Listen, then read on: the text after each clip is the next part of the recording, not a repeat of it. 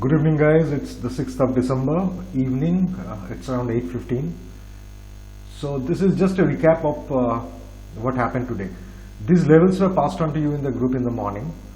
Levels you know, trend ratio was 0.91 on Nifty future and 0.90 on Bank Nifty futures. That means that the market was poised as bearish.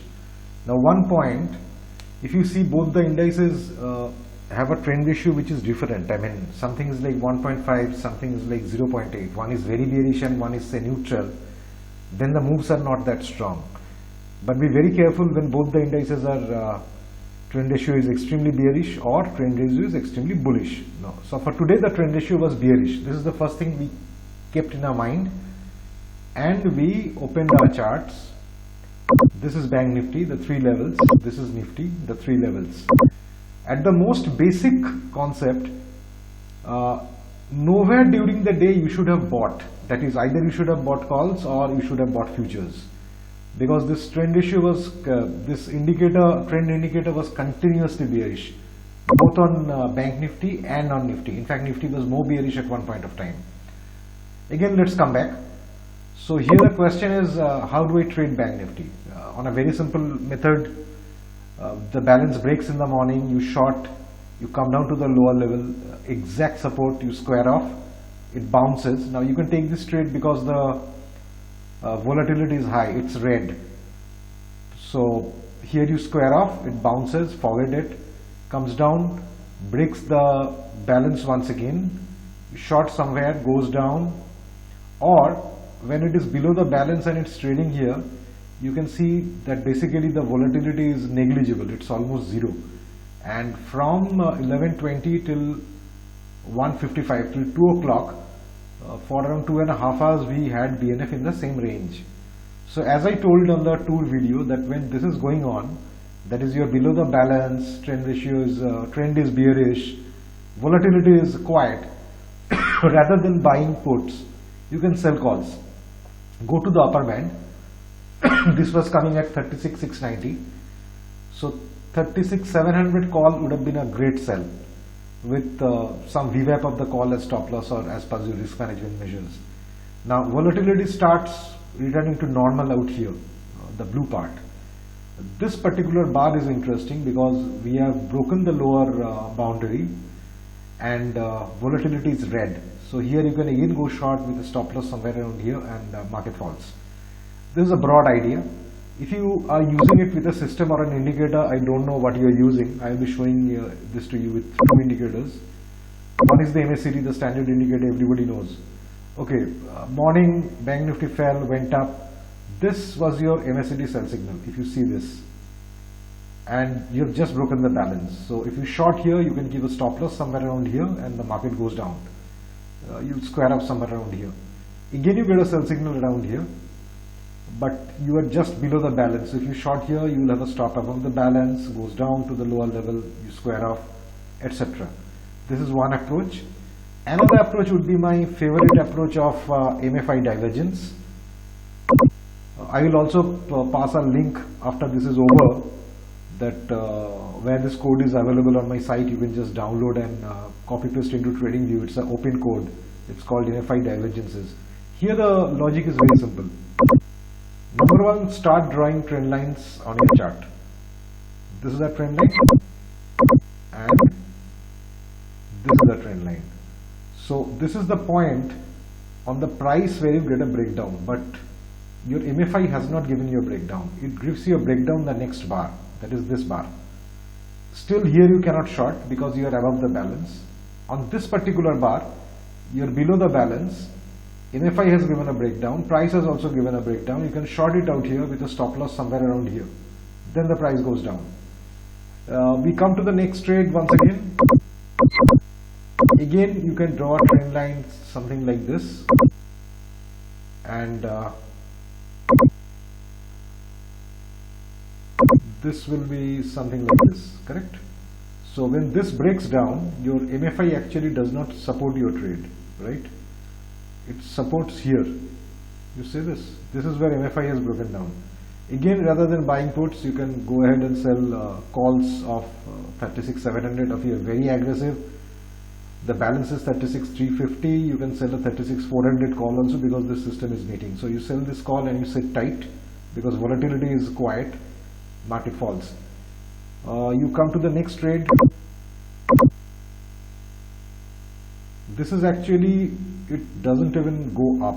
If you draw this was the whole day trend, and somewhere around here if you see, it has broken the lower level, breaking the major trend lines. Volatility is red, as I said, it goes down.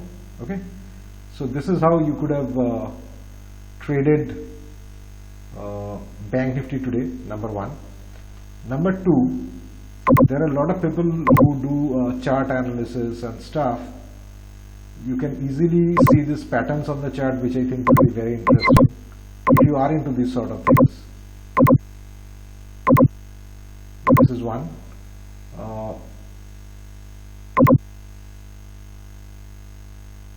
This is another support region, actually, kind of a trading channel. So when this channel breaks, then you have another trade. So this is something else which you could have done. Nifty, same thing. If I use the MFI, so here what happens is, as you can see from word go, it has come down below the balance. It has never gone up, right?